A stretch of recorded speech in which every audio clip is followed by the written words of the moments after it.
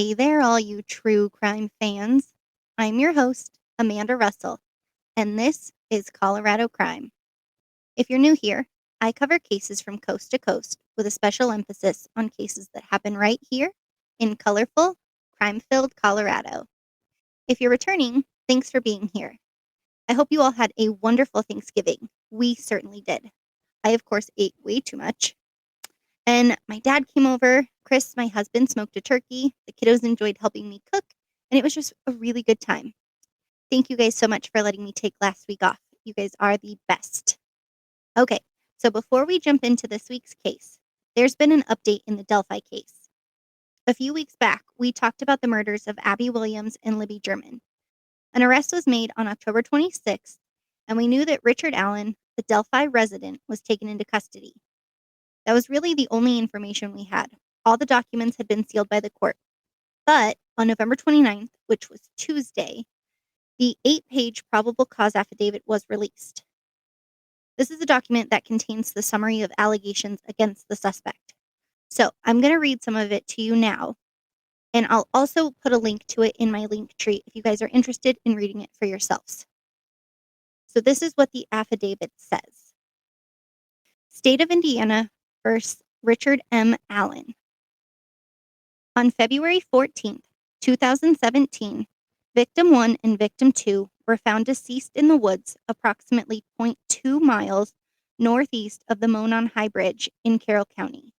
Their bodies were located on the north side of Deer Creek. It goes on to say, a video from Victim 2's phone shows that at 2:13 p.m., Victim 1 and Victim 2 encountered a male subject on the northeast portion of the Monon High Bridge. The male ordered the girls, quote, down the hill, end quote. No witnesses saw them after this time. No outgoing communications were found on Victim 2's phone after this time. Their bodies were discovered on February 14th, 2017. The video recovered from Victim 2's phone shows a male subject wearing a dark jacket and jeans.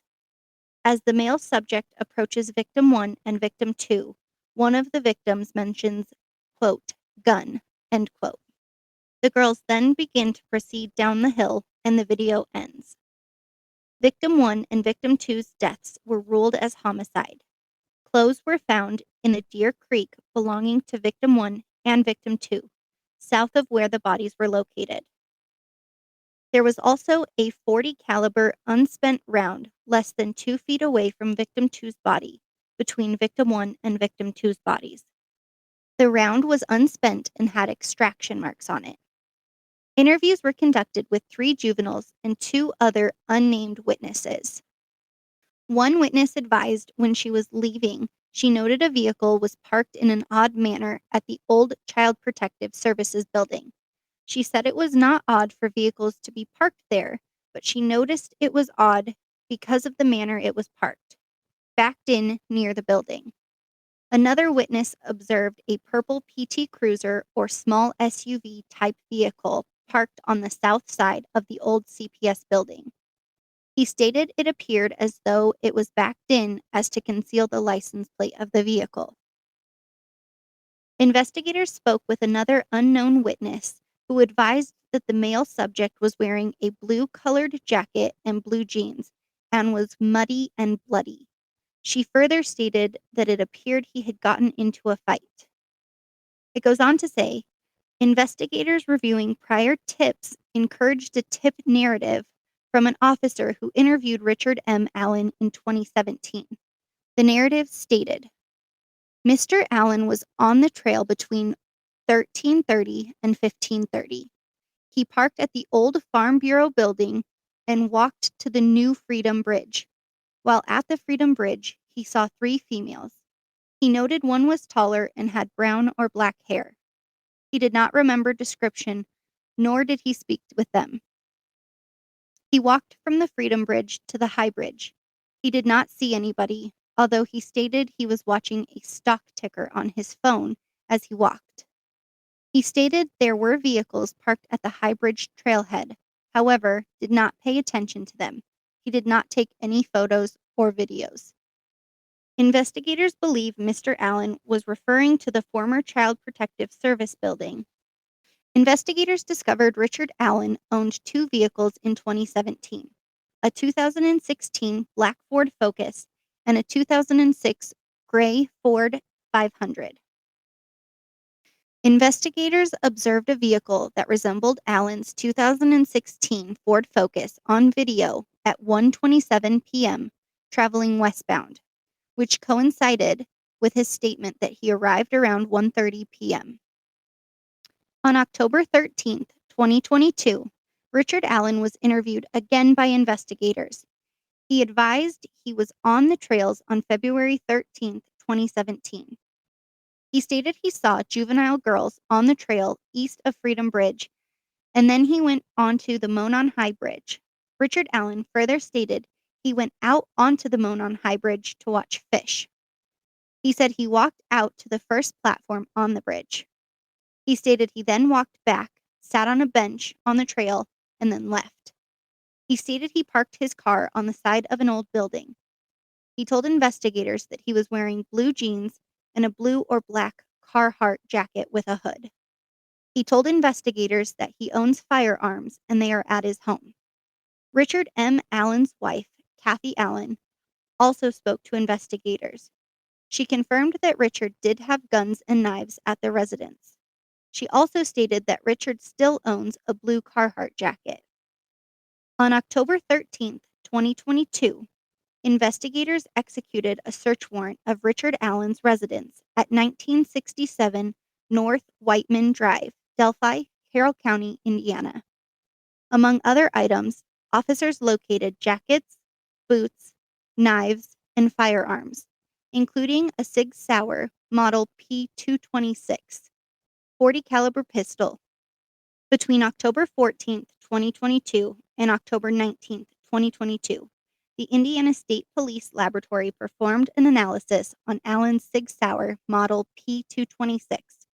The laboratory performed a physical examination and classification of the firearm, function test, barrel and overall length measurement, test firing, ammunition component characterization, microscopic characterization, and NIBIN. The laboratory determined the unspent round located within 2 feet of victim two's body had been cycled through Richard M. Allen's Sig Sauer Model P226. The laboratory remarked, quote, "An identification opinion is reached when the evidence exhibits an agreement of class characteristics and a sufficient agreement of individual marks. Sufficient agreement is related to the significant duplication of random striated/impressed marks as evidenced by the correspondence of a pattern or combination of patterns of surface contours. The interpretation of identification is subject in nature and based on relevant scientific research and the reporting examiner's training and experience." Investigators ran the firearm and found that the firearm was purchased by Richard Allen in 2001. Richard Allen voluntarily came to the Indiana State Police Post on October 26, 2022. He spoke with investigators and stated that he never allowed anyone to use or borrow the Sig Sauer Model P226 firearm. When asked about the unspent bullet, he did not have an explanation of why the bullet was found between the bodies of Victim 1 and Victim 2. He again admitted that he was on the trail, but denied knowing Victim 1 or Victim 2 and denied any involvement in their murders. Investigators believe the evidence gathered shows that Richard Allen is the male subject seen on the video from Victim 2's phone, who forced the victims down the hill. Further, that the victims were forced down the hill by Richard Allen and led to the location where they would be murdered. Richard Allen told investigators he was on the trail from 1:30 p.m. to 3:30 p.m. that day. The clothing he told investigators he was wearing matched the clothing of the male in Victim 2's video and the clothing description provided by the unnamed witnesses. A vehicle matching the description of his 2006 Ford Focus is seen at or around 2:10 p.m., 2:14 p.m., and 2:28 p.m. at the former CPS building. Through his own admissions, Richard Allen walked the trails and eventually hiked to the Monon High Bridge and walked out onto the Monon High Bridge. A male subject matching Richard Allen's description was not seen on the trail after 2:13 p.m. Investigators believe Richard Allen was not seen on the trail after 2:13 p.m. because he was in the woods with victim 1 and victim 2. An unspent .40 caliber round between the bodies of victim 1 and victim 2 was forensically determined to have been cycled through Richard Allen's Sig Sauer Model P226. The Sig Sauer Model P226 was found at Richard Allen's residence, and he admitted to owning it. Richard Allen stated he had not been on the property where the unspent round was found, that he did not know the property owner, and that he had no explanation as to why a round cycled through his firearm would be at this location. Furthermore, he stated that he never allowed anyone to use or borrow the Sig Sauer Model P226. Investigators believe that after the victims were murdered, Richard Allen returned to his vehicle by walking down County Road 300 North. Investigators believe he was seen with clothes that were muddy and bloody. Then it goes on to release the charges. It says State of Indiana versus Richard M. Allen, 1967, Whiteman Drive, Delphi, Indiana, 46923. Date of birth, 9/9 of 72. Goes on to say count 1, murder, a felony, and count 2, murder, a felony. Richard Allen is still expected in court in January of 2023. We now know he's being charged with 2 counts of felony murder. As always, I will keep you updated as this one progresses. Now, on to this week's case. This will be the start of our first ever multi-part series. This is the case that really got me interested in true crime. This episode is going to be an overview of who the victim was, the family involved, and a very brief overview of the crime itself. I remember when this happened, and I remember how scared I was. I slept with my lamp on in my bedroom for 6 months. And I remember the media frenzy that fully engulfed this case. This is the unsolved murder of 6-year-old JonBenet Ramsey. It was the day after Christmas in 1996. The news was flooded with coverage of a missing little girl from Boulder, Colorado. She lived in a very affluent part of town. Her dad owned Axis Graphics, a company that was a subsidiary of Lockheed Martin, and she competed in a magnitude of beauty pageants all over the U.S. From the time she was reported missing, around 6 a.m., to 1 p.m., this was treated as a kidnapping. Around 1 p.m., she was discovered in her own home by her own father, deceased, and it quickly turned into one of the most high-profile cases the U.S. had ever seen. Boulder Police Department and Boulder County District Attorney's Office would go on to battle amongst each other, further jeopardizing the already flawed investigation. Let me give you guys a little more information on the Ramsey family. John Ramsey was born on December 7, 1943. He was a very successful businessman who would eventually go on to become an author after his daughter's murder. John had received a degree in 1966 from Michigan State University in electrical engineering. He went on to earn an MBA from the same university in 1971. The same year John earned his first degree, he went on to join the Navy. He was also married to Lucinda Pash in 1966, and the couple had 3 children together, John Andrew, Melinda, and Elizabeth. Unfortunately, JonBenet's death was not John's first experience with losing a child. In 1992, at the age of 22, Elizabeth Ramsey and her boyfriend, Matthew Darrington, collided with a bakery truck near Chicago, and both were killed. Elizabeth was laid to rest in Marietta, Georgia, and just 4 short years later, her 6-year-old half-sister would be laid to rest next to her. In 1978, John and Lucinda divorced, and John went on to meet Patsy Ramsey. John and Patsy Ramsey married on November 5, 1980. The couple went on to have 2 children together, Burke, who was born on January 27, 1987, and JonBenet, who was born August 6, 1990. In 1996, his company, Axis Graphics, grossed over $1 billion, and he was named Entrepreneur of the Year by the Boulder Chamber of Commerce. After his daughter's murder, there was a cloud of speculation surrounding him that he had been the one to take his daughter's life. The family moved back to Atlanta shortly after JonBenet's death, and Axis Graphics was sold to General Electric in 1997. In 2004, after the family moved to Michigan, Jon campaigned for a seat in Michigan's House of Representatives as a Republican Party, but took second place. Jon went on to share a relationship with Beth Holloway, Natalie Holloway's mother, after the two bonded over the loss of their daughters. In 2011, Jon married his third wife, Jan Russo, and the couple now reside in Michigan. Patsy Ramsey was born December 29, 1956. Patsy was gorgeous. She competed in several beauty pageants and was crowned Miss West Virginia in 1977 at the age of 20. She attended West Virginia University, where she graduated with a Bachelor of the Arts in Journalism in 1978. At the age of 23, Patsy married Jon. The couple and their two children moved from Atlanta, Georgia to Boulder, Colorado in 1991 for Jon's business. After battling the cloud of suspicion that she was responsible for her daughter's murder, on top of ovarian cancer twice, Patsy succumbed to her cancer on June 24, 2006, at the young age of 49. After her death, she was laid to rest next to her daughter, JonBenet. Burke Ramsey was the older brother of JonBenet. He was just a normal 9-year-old little boy when his sister was murdered. He liked video games, remote control cars, and playing with his friends. It's been reported that Burke was quite jealous of his beauty queen sister. It was reported that he hit her with a golf club once, leaving a scar on her face.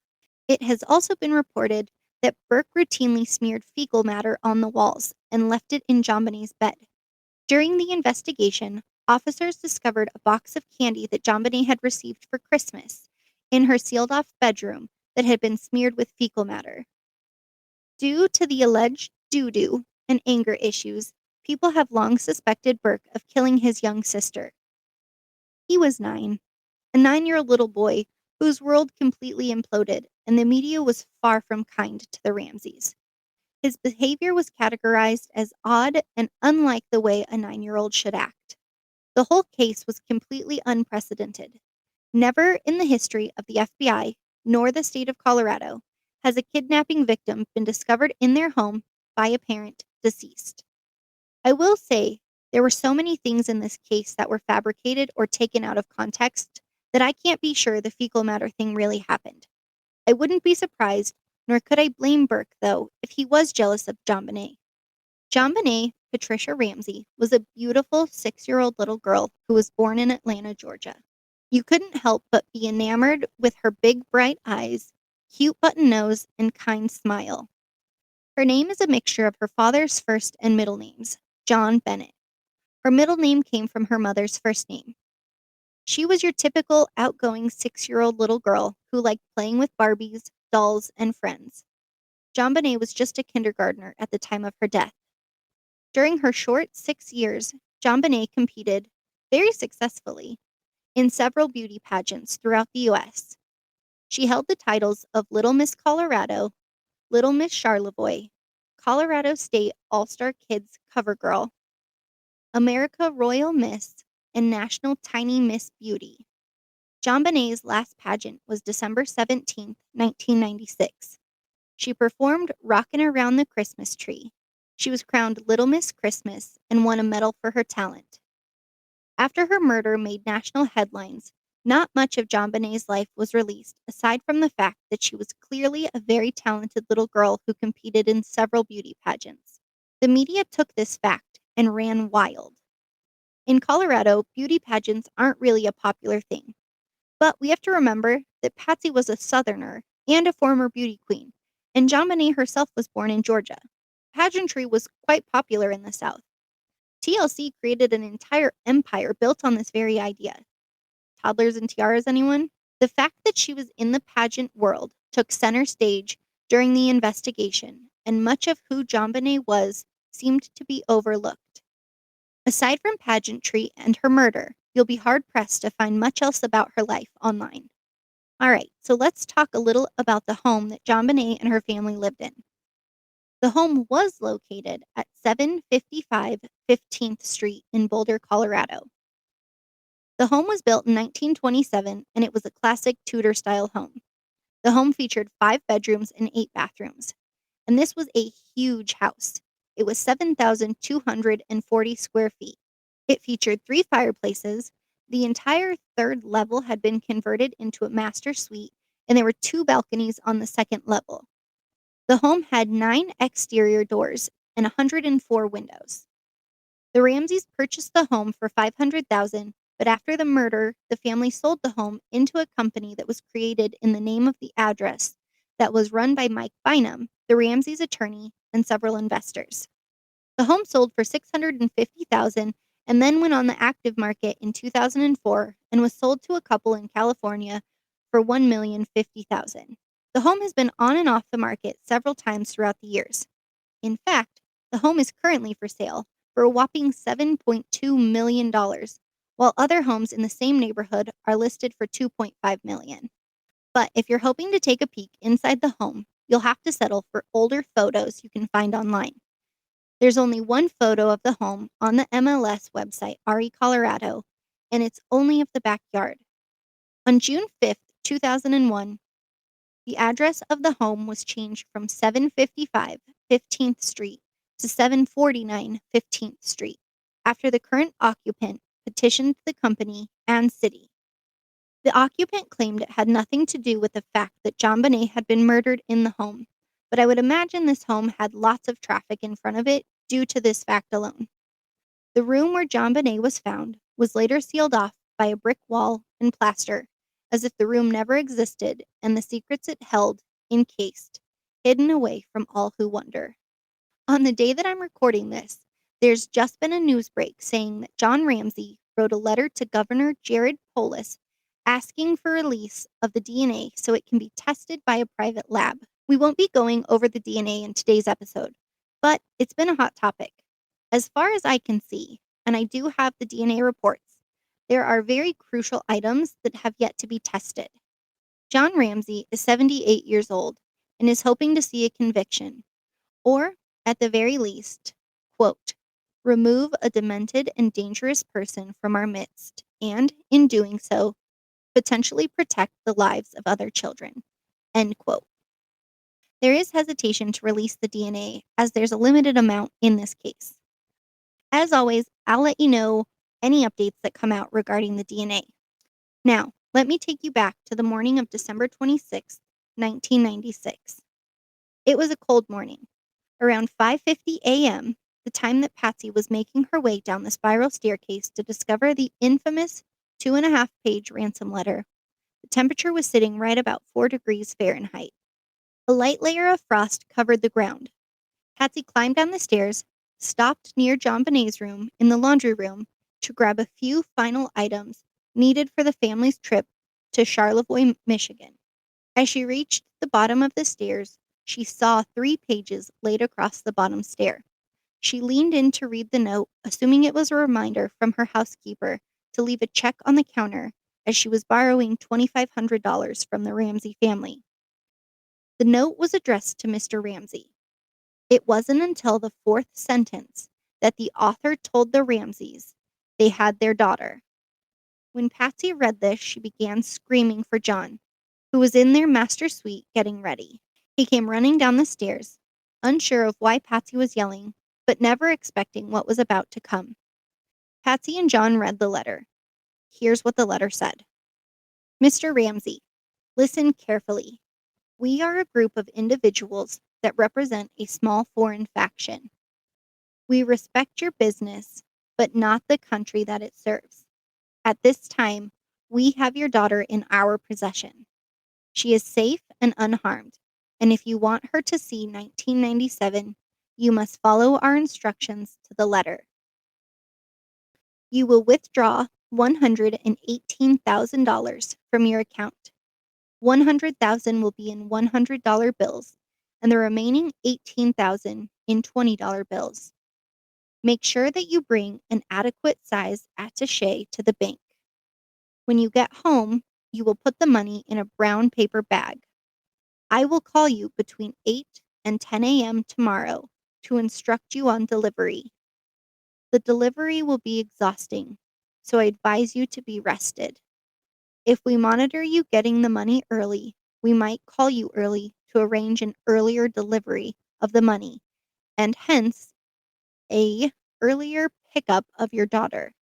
Any deviation of my instructions will result in the immediate execution of your daughter. You will also be denied her remains for proper burial. The two gentlemen watching over your daughter do not particularly like you, so I advise you not to provoke them.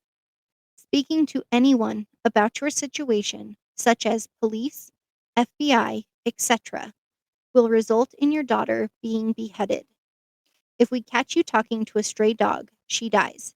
If you alert bank authorities, she dies. If the money is in any way marked or tampered with, she dies. You will be scanned for electronic devices, and if any are found, she dies. You can try to deceive us, but be warned that we are familiar with law enforcement countermeasures and tactics.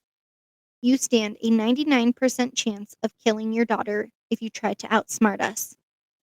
Follow our instructions, and you stand a 100% chance of getting her back. You and your family are under constant scrutiny, as well as the authorities. Don't try to grow a brain, John. You are not the only fat cat around, so don't think that killing will be difficult. Don't underestimate us, John. Use that good Southern common sense of yours. It's up to you now, John. Victory.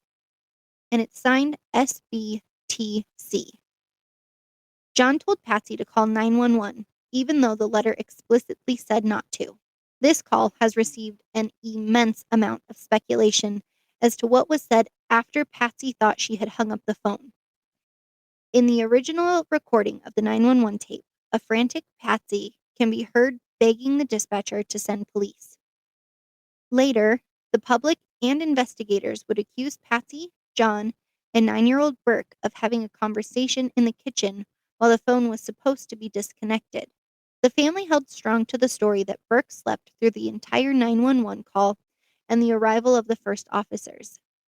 I can't find a clip that I can link for you, but you can find it on YouTube. The suspected conversation happened as follows. Patsy says, "Help me, Jesus. Help me, Jesus. Help me. What did you do?" At the same time, John says, "We're not talking to you." And what they assume is Burke says, "What did you find?" Now, this is all alleged. This tape has been scrutinized by everybody and their dog. This is what is believed by some to have been said. I'm not saying that that's what happened. Patsy had called several friends and the family's pastor over to the home immediately after phoning police. Along with the Ramseys, there were 4 of their friends and the pastor when officers arrived. On scene, officers searched the home. Not well, but it was searched. Officers met with John and Patsy and asked what the family had done the night before. John explained that the family had attended Christmas dinner at a family friend's, Fleet and Priscilla White's home. They ate dinner, the children played, and they even had a special visit from Santa himself.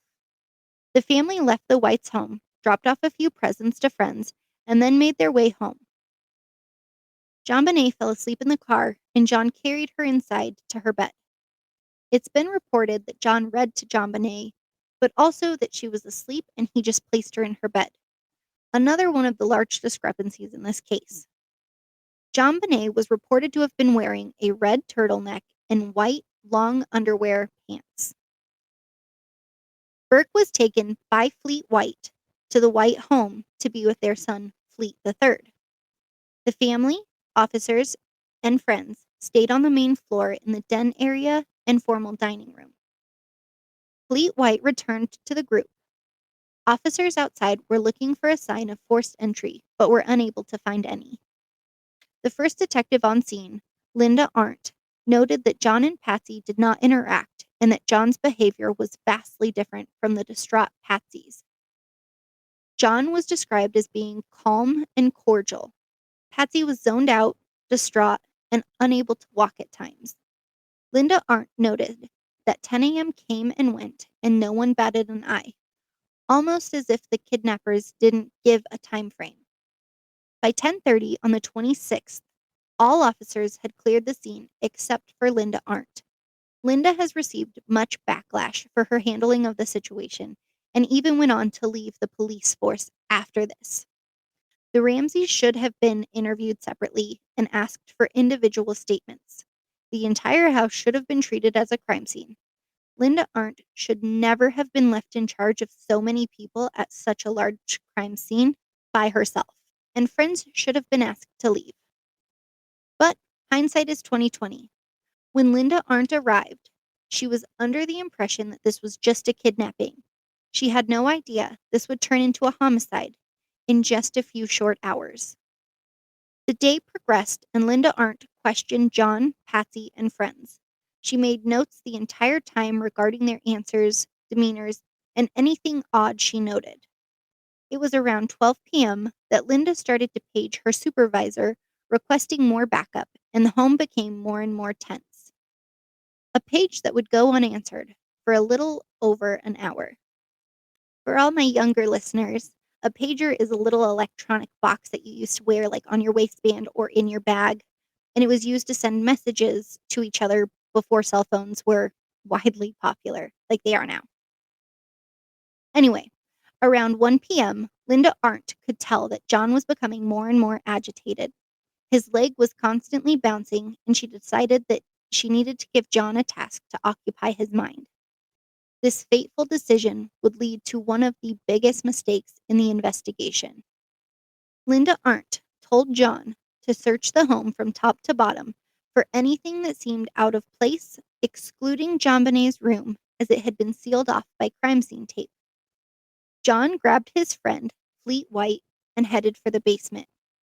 A basement that had been noted by friends and family of the Ramseys that if you didn't know which door led to the basement from personal experience, it would have been very hard to know that the home even had one.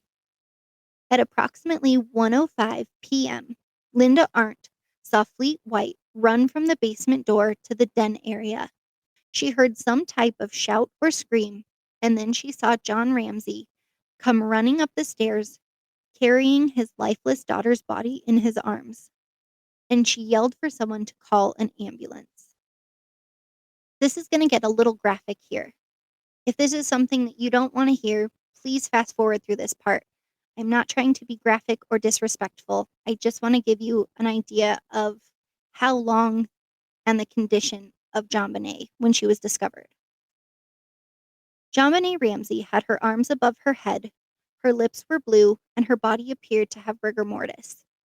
There was a white string attached to her right wrist, a bright red mark on the front of her neck. The lower portion of her neck and the right side of her face appeared to show signs of livor mortis. Livor mortis is also known as postmortem hypostasis or postmortem lividity. It's a passive process of blood accumulating within parts of the body as a result of gravity, causing a discoloration of the skin that varies from pink to dark purple. So essentially, the lowest parts of the body collect blood and appear to be bruised. John placed his daughter's body on a rug just inside the front door at Linda Arndt's direction. Linda Arndt bent down, smelled a faint smell of decomposition, felt JonBenet, and noted that she was cold to the touch and no pulse could be detected. She also noted that there was dried mucus from one of JonBenet's nostrils and observed that she was wearing a white long-sleeve shirt and white pajama bottoms.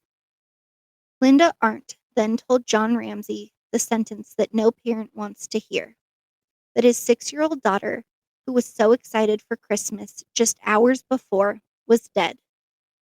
He let out an audible moan, and she directed him back into the den with the others. After John had left the room, JonBenet's body was moved again. Linda Arndt picked up her body, carried her to the living room, and placed her on a rug in the center of the floor. John came back into the living room and asked if he could cover JonBenet's body while simultaneously grabbing a throw blanket and placing it over his daughter, further contaminating the crime scene. Patsy, The four friends and the pastor now joined Linda in the living room. Both John and Patsy were crying and laying on their daughter. The pastor then began to pray for JonBenet, and Patsy sobbed harder. It wasn't until 1:25 p.m. that another officer arrived at the scene. John was asked about finding JonBenet's body. John told investigators that when he originally discovered her, she was in the wine cellar in the basement behind a latched door. This door latched at the top and could only be latched from the outside. John also said that her body was concealed under a blanket. He removed the blanket from her body and left it in the room. The blanket can be seen in the crime scene photos, still crumpled in a pile. He stated that her arms had been tied above her head, and he removed a piece of tape from her mouth. Officers asked where JonBenet had been found, what had happened in the time they had left to the time the body was discovered, and the Ramseys and friends were asked to leave the home. Officers knew they needed to obtain a search warrant. Now they had a homicide to try and solve. So I mentioned several times that friends and a pastor were at the Ramsey home on that fateful day. Let's get to know a little more about each of them. Fleet and Priscilla White were longtime friends of the Ramseys. The Ramseys had attended Christmas dinner at their home the night before, and Fleet is considered to be one of the last people to see JonBenet alive. Fleet was also with John when JonBenet's body was discovered. After 20 long months of investigation and feeling like investigators were no closer to finding who killed JonBenet, Fleet confronted John Ramsey and asked why the family wouldn't speak to police. This caused a rift between the two families, and after the Whites were accused of being suspects by the Ramseys, the families ended their friendship. They are regarded as the only friends from the Ramseys' inner circle to speak out against the family. The Whites did testify for the grand jury that recommended the indictment of John and Patsy Ramsey, which is a story for another episode.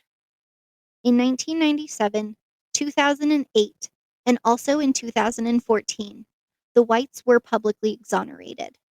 John and Barbara Fernie were also friends of the Ramseys.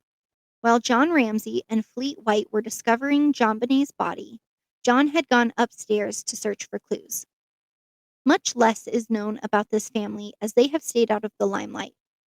The Ramseys went to stay with the Fernies after their home was deemed a crime scene. The Fernies did testify in 1998 when the grand jury was convened, but all grand jury information is sealed. It is widely believed that the Fernies support John and Patsy Ramsey to this day. According to LinkedIn, John Fernie opened his own real estate brokerage in 2004, and Barbara Fernie is a chaplain at Good Samaritan Medical Center in Lafayette. Lastly, Father Roland, or Roll, Hoverstock was the Ramseys' priest at the church they attended, St. John's Episcopal Church. Father Roll went to the Ramseys' home that morning of December 26, 1996, to counsel his parishioners. Father Roll never spoke to the media regarding the Ramsey family or what happened that day. It is believed that he testified for the grand jury as well. His interactions with the Ramsey family are protected under pastor penitent privilege. Unfortunately, Roll lost his battle to cancer on October 1st, 2015. From what I was able to find in his obituary online, he loved cycling and he devoted his life to Christ and to his family. And that's where we're going to stop for today. We're all caught up on the first few hours when the case made the huge shift from kidnapping to homicide. We will pick back up next week with the autopsy report, the insane media coverage this case received, and the eventual interviews with the Ramsey family. Thank you so much for tuning in today. Please follow me on Instagram at Colorado Crime Pod for information regarding next week's episode, as well as other true crime happenings. I would love to hear your thoughts on this case. At the end, I'll give you my thoughts on who I think committed this heinous crime. I do hope for JonBenet's sake and for the sake of her family that one day this case is solved. That's all I have for you.